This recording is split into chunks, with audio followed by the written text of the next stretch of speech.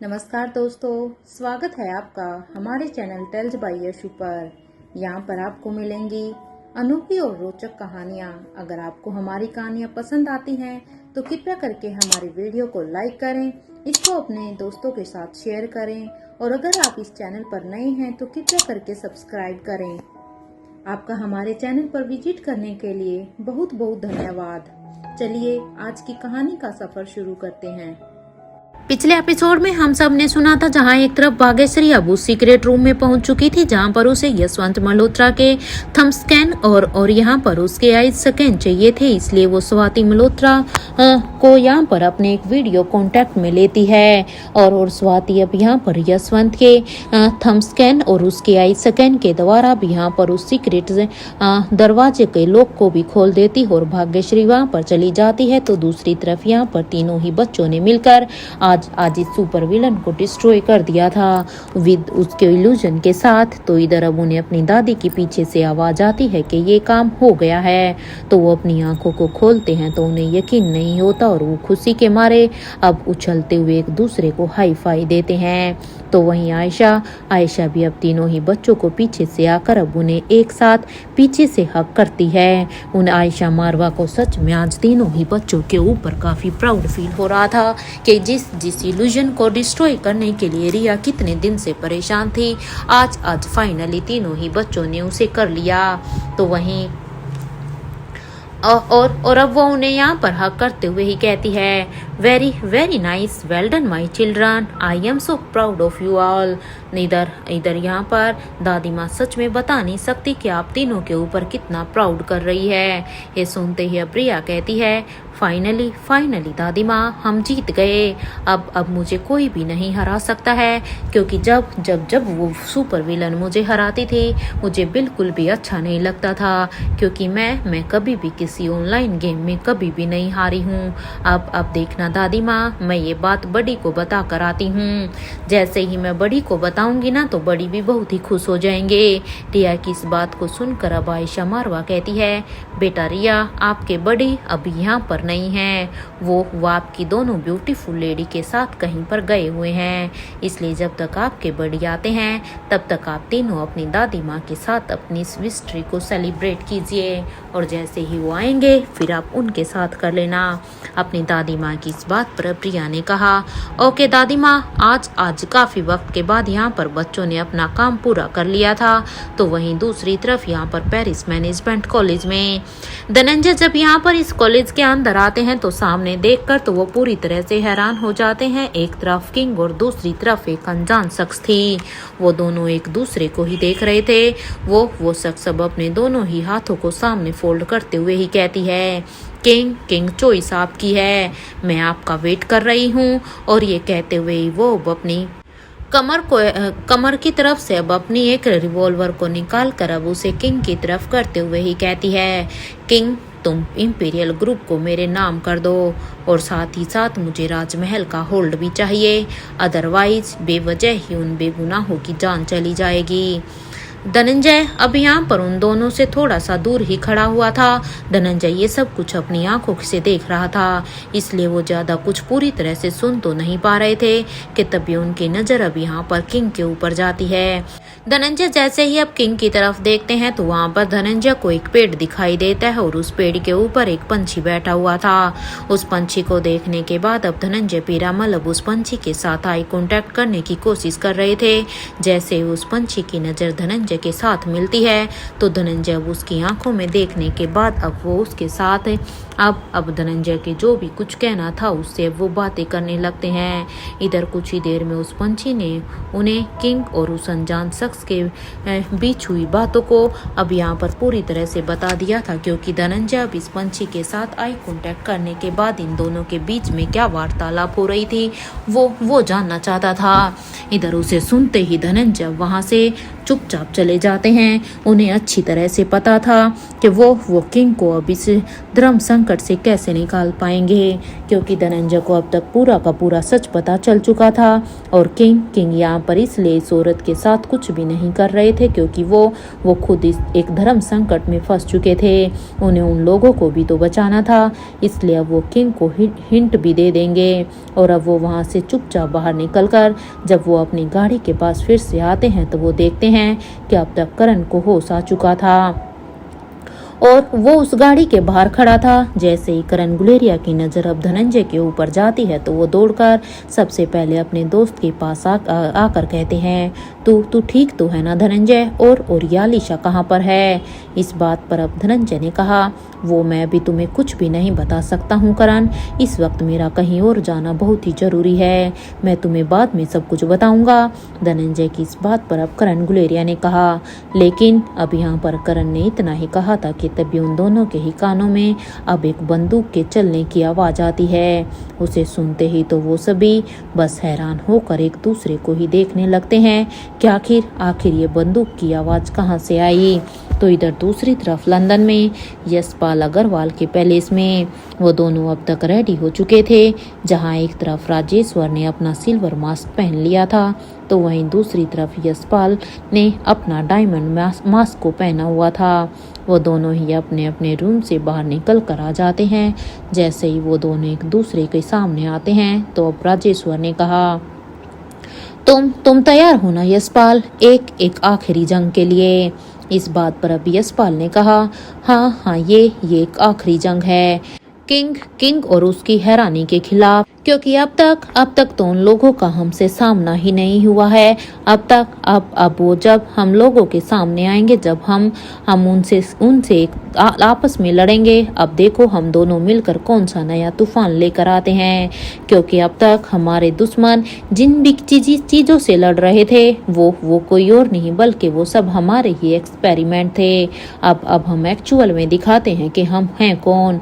अब चलो, वो हमारा इंतजार कर रहा होगा। इस बार तो वो दोनों ही अब जोर जोर से हंसने लगते हैं, क्योंकि दोनों को ही यहाँ पर अपने ऊपर काफी प्राउड फील हो रहा था कि उन्होंने हर तरफ से किंग को और उसके आदमियों को फंसा लिया है। और वो दोनों वहाँ से बाहर निकलकर अब अपने चौपर में जाकर बैठ जाते हैं और वहाँ से रवाना हो जाते हैं। तो इधर दूसरी तरफ पेरिस में होटल के रूम में यहाँ पर स्पेशल डिपार्टमेंट के सभी ऑफिसर को किडनैप कर लिया गया था। उन सभी को ही यहाँ पर चेयर से बांध कर रखा गया था और उन सभी को घेर कर उनके सामने अपनी बंदूकों को उन सभी पर ही ताना हुआ था। इंस्पेक्टर अब्बास अब अपने मन में ही सोचते हैं, आखिर कौन है ये सभी लोग, और भूमिका कहाँ पर है। भूमिका कहीं पर दिखाई क्यों नहीं दे रही। उम्मीद करता हूँ कि भूमिका जहाँ कहीं भी हो वो ठीक हो। किसके लोग हैं ये सब, और इन्हें हमारी लोकेशन के बारे में कैसे पता चला। क्योंकि यहाँ पर ये लोग तो यहाँ पर कॉलेज के फाउंडेशन डे के लिए बुलाए गए थे, लेकिन जैसे ही ये लोग यहाँ पर आ जाते हैं तो इनका खुद का ही किडनैप हो जाता है। यहाँ इंस्पेक्टर अब्बास अपने ही सोच में थे तो वहीं उस होटल के ऊपर वाले फ्लोर पर बने एक रूम में एक औरत एक बड़े से सोफे पर बैठी हुई थी। उसके हाथ वहाँ पर रखे हुए साइड टेबल पर अपनी उंगलियों को टैप करने लगते हैं। उस रूम में सिर्फ अंधेरा ही अंधेरा था। हल्की सी विंडो से बस अंदर से मून लाइट आ रही थी। इस हल्की रोशनी में ही इस औरत की आंखें ही दिख रही थी और वो औरत अब अपनी जगह से उठकर अब विंडो के सामने आकर वहां पर खड़ी हो जाती है और वो अपने मन में सोचती है, वेंकटेश्वर तो मर चुका है, लेकिन कोई और है जो महारानी को पुराने राज बता रहा है। कौन हो सकता है वो? क्या मैं उसे जानती हूँ? और सबसे बड़ी बात यह है कि क्या वो मुझे जानता है? अब तो मुझे भी चौकन्ना रहना होगा और साथ ही साथ उन दोनों को भी चौकन्ना रहने के लिए मुझे अलर्ट करना होगा।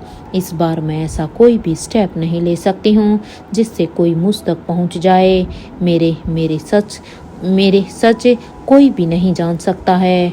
कोई भी का मतलब कोई भी, और मैंने किसी को भी अपने पास तक आने नहीं दूंगी। मुझे पता लगाना ही होगा कि आखिर कौन है वो जो महारानी तक सारे के सारे राज बता रहा है। यहाँ पर वो औरत अपनी ही सोच में थी तो वहीं दूसरी तरफ इंडिया में वाराणसी में मणिकर्णिका घाट के आसपास यहाँ पर अब एक शख्स घूम रहा था। तब यहाँ पर इस शख्स की नजर अब यहाँ पर एक बरगद के पेड़ के ऊपर जाती है। जब वो उस पेड़ की तरफ देखता है तो वो शख्स अब कहता है, अब वक्त आ गया है, वेंकटेश्वर की हुई भविष्यवाणी के सच होने का वक्त आ गया है। इस बार ये जंग होगी आमने सामने की। मुझे महारानी को अब सारा सच बताना ही होगा। उन्हें पूरा ही सारा सच जानने का पूरा अधिकार है। यही सोचकर अब वो शख्स अब उस पेड़ के नीचे बैठ जाते हैं और वो अब अपनी ही सोच में थे कि अब महारानी को सच बताने का अब और इंतजार नहीं होगा। यही सोचकर अब वो वहाँ पर बैठे हुए थे कि तभी उनके ऊपर अब यहाँ पर फायरिंग होने लगती है। उसे सुनते ही अब वो वहाँ ये शख्स अब यहाँ से भागने लगते हैं तो वहीं उनके पीछे कुछ नकाबपोश लोग लगे हुए थे जो कि अपना निशाना भी शख्स के ऊपर ही लगाए हुए थे कि तभी कुछ ही देर में वो शख्स अब अचानक से फिर से सामने से गायब हो जाता है। ये देखकर फायरिंग टीम का एक आदमी अब अपने ईयरपीस से कहता है, बॉस वो आज फिर हमारे हाथ से निकल गया। पता नहीं वो अचानक से कैसे हमारे सामने से गायब हो जाता है। इस बात पर अब उसे सामने से आवाज आती है, बेवकूफो, मैं थक गया हूँ तुम्हारी ये हमेशा सेम बातें सुनकर। तुम लोगों के मुंह से एक ही बात सुनकर मेरे कान पक चुके हैं। देखो, मुझे नहीं पता है, वो इंसान आज मर जाना चाहिए। आज मुझे वो किसी हाल में भी जिंदा नहीं चाहिए। इस बात पर अब वो आदमी कहता है, हमको कोशिश करेंगे बॉस, एक ना एक दिन तो उसकी मौत होकर ही रहेगी।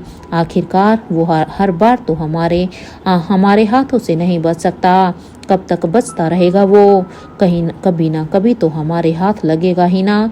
इस बात पर अब उसे सामने से कोई भी आवाज नहीं आती। तो जब ये शख्स अब अपने फोन की तरफ देखता है तो तब तक फोन डिस्कनेक्ट हो जाता है।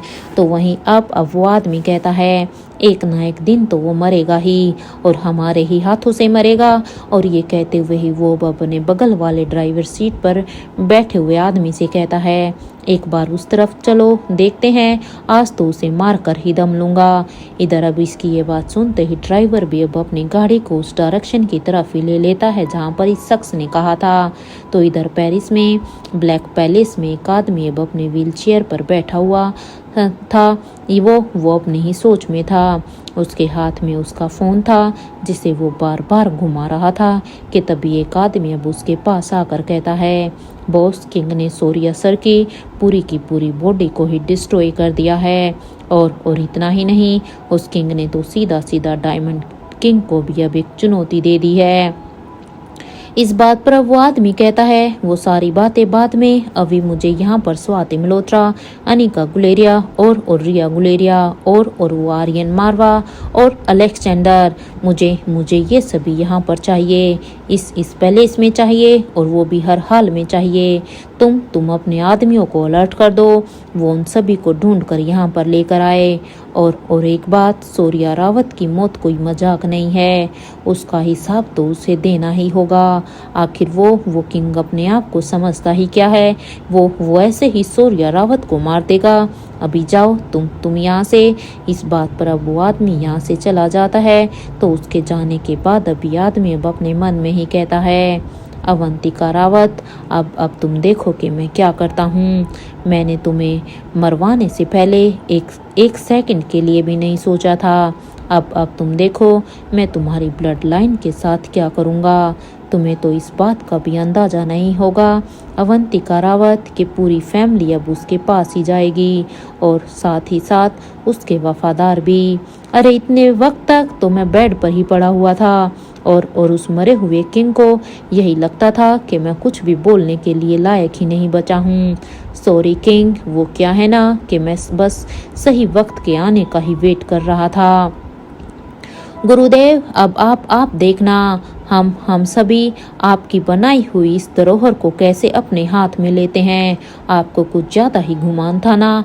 आपने एक ऐसे शख्स के हाथों में सारा का सारा राजपाट दे दिया और अब कोई भी नहीं होगा जो अब इस बार हमारे मकसद के बीच में आ पाएगा, क्योंकि इस बार जो भी कोई हमारे मकसद में आया उसकी मौत तो यहाँ पर पक्की होगी, क्योंकि ये शख्स अब यहाँ पर कोई और नहीं बल्कि ये सोरिया के पापा ही थे। तो इधर दूसरी तरफ पेरिस में मैनेजमेंट कॉलेज में किंग की नज़र जब उस टैब की स्क्रीन पर जाती है तो वो कहता है, वेल, आपका निशाना तो अच्छा है, लेकिन बेजुबानों को जान से मार के आपको क्या मिल सकता है? इस बात पर अब वो लेडी कहती है, क्या लगता है किंग आपको? जैसे आपने उस पंछी को बचा लिया, लेकिन तुम्हें कौन बचाएगा? तुम्हें तो कोई भी बचाने नहीं आएगा। ये कहते हुए ही वो किंग के ऊपर अब अपने पाँव से अटैक करती है। तो वहीं किंग भी यहाँ पर अब उस औरत से एक अच्छा डिफेंड करते हुए ही वो उनके अटैक को रोक देता है। अब किंग को ऐसे अटैक रोकता हुआ देखकर अब वो लेडी कहती है, nice move king, but not like mine. ये कहते हुए ही वो अपनी अटैकिंग स्पीड को बढ़ा देती है। तो वहीं किंग भी अभी उसकी स्पीड के साथ उस औरत को जवाब दे रहे थे। यहाँ पर इन दोनों के बीच में ये सब हो रहा था कि तभी कॉलेज के टेरेस से कुछ लोग जंप करते हुए ही उन दोनों को घेर कर खड़े हो जाते हैं और उन सभी ने ही यहाँ पर किंग के ऊपर ही अपनी बंदूकों को तान कर रखा हुआ था। ऐसा जान पड़ रहा था जैसे ये दुश्मनों की टीम से ही लोग हैं। ये देखकर अब वो लेडी पीछे हटते हुए वो बस किंग को ही देख रही थी।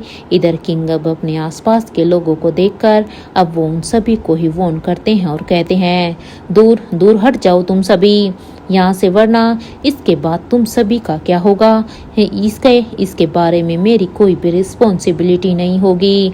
अगर तुम्हें अपना अंजाम अच्छा चाहिए तो अभी के भी यहाँ से निकल जाओ। यहाँ किंग ने ये बात कही ही थी कि तभी अब उन आदमियों में से एक आदमी अब किंग के पास आकर अब उसके सिर पर अपने गन को रख देता है। तो वहीं अब वो औरत भी वहाँ पर रखी हुई एक चेयर पर जाकर बड़े ही अदब के साथ बैठ जाती है और कहती है, अब इस खेल को खेलने में बहुत ही मजा आने वाला है। वेल किंग, अब आप मेरे इस खेल का जवाब कैसे देंगे? क्योंकि आप अब इस खेल की विनर तो मैं ही हूँ। इस बात पर अब किंग ने कहा, अगर ये खेल आपका है ना तो किंग को भी दूसरे के खेल में घुसकर उसी के ही खेल को सिर्फ खेलना ही नहीं आता है बल्कि जीतना भी जरूर आता है। इसलिए अब आप देखना कि मैं आपके ही इसी खेल में घुसकर कैसे जीत कर बाहर निकलता हूँ। और ये कहते हुए ही रोहित भी यहाँ पर बिजली की स्पीड की तरह अचानक से जिन लोगों ने यहाँ पर उसके चारों तरफ घेरा बनाया हुआ था उन सभी के ही हाथों से उनकी बंदूकों को छीन लेता है।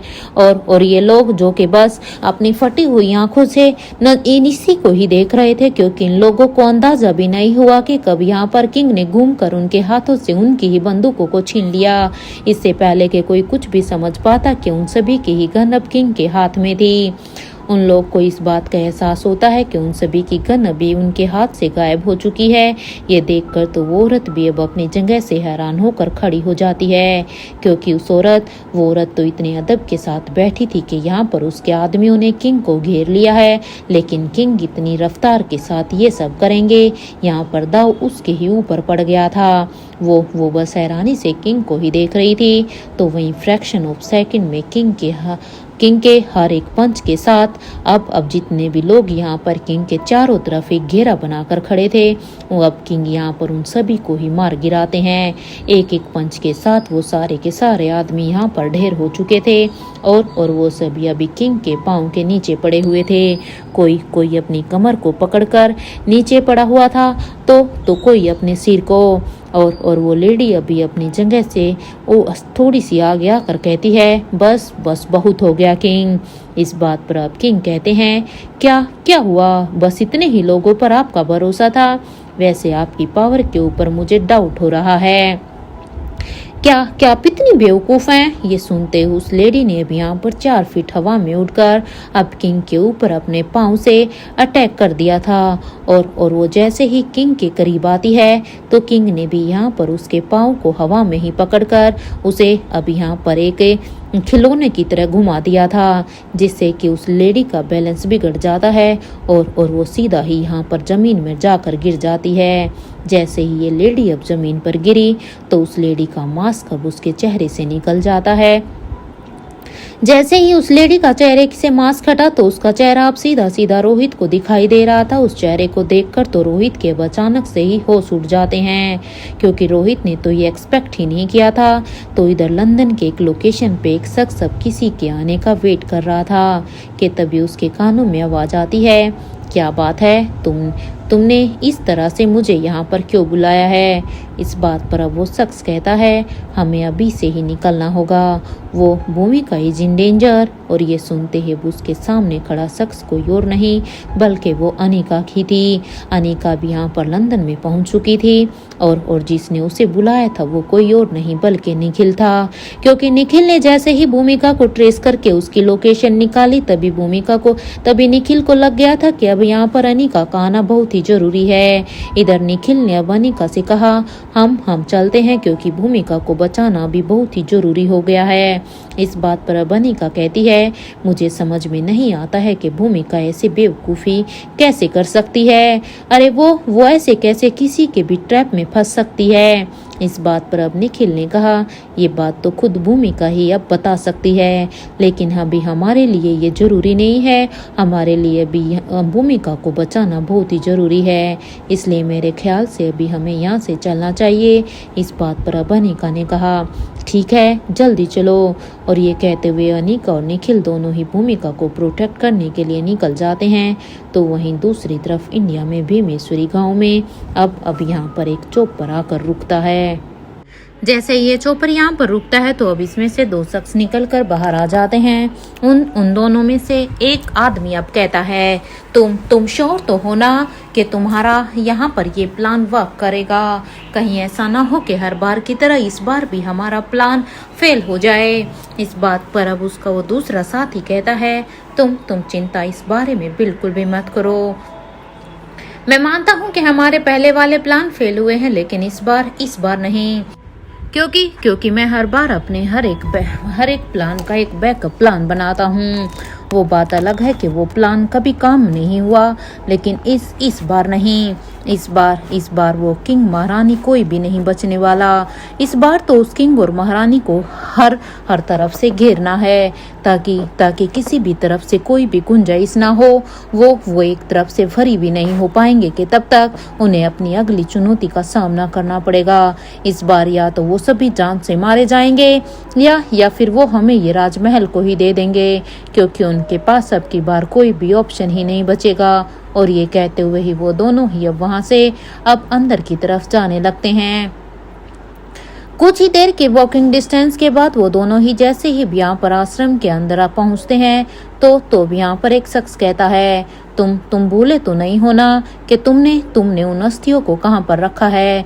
क्योंकि ये दोनों ही शख्स कोई और नहीं बल्कि यशपाल अग्रवाल और राजेश्वर पीरामल ही थे। और ये बात अभी राजेश्वर कह रहा था।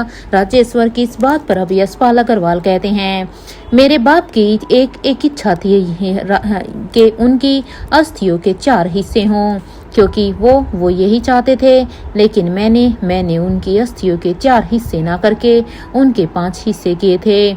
और उस 5वें हिस्से के बारे में तो किसी को कोई भी अंदाजा भी नहीं है। इवन किसी को ये भी नहीं पता है कि उनकी अस्थियों के 5 हिस्से हो चुके हैं।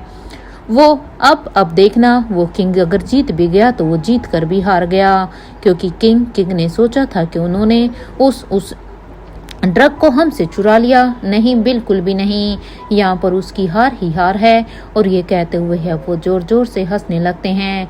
इधर अपने साथी को ऐसे हंसता हुआ देखकर अब यहाँ पर राजेश्वर कहते हैं, अब चलो यहाँ से। वैसे क्या तुम श्योर हो कि उसके बारे में किसी को कोई भी पता नहीं है? मेरा मतलब है कि उस किंग को भी उन अस्थियों के 5वें हिस्से के बारे में कोई भी आइडिया नहीं है। क्या तुम इस बात से श्योर हो? कहीं ऐसा ना हो कि इस बार भी हमारे दुश्मनों को हो ये सब पता हो। इस बात पर अब यशपाल अग्रवाल कहते हैं, नहीं, बिल्कुल भी नहीं। इवन मैं ये कहूँ कि पॉसिबल ही नहीं है। इसलिए अब चलो अंदर। और ये कहते हुए ही वो दोनों ही अब अंदर की तरफ जाने लगते हैं। कुछ ही देर के बाद वो जैसे ही यहाँ पर अंदर पहुँचते हैं, इधर ही आगे यशपाल चल रहा था तो उसके पीछे राजेश्वर जा रहा था। जैसे ही वो दोनों गुरुदेव के रूम में पहुँचते हैं तो उस रूम का नज़ारा देखकर तो उनके होश ही उड़ जाते हैं। और यहाँ पर उस रूम को देखकर अचानक से हैरानी से उनके मुंह से निकल जाता है, what the hell is this.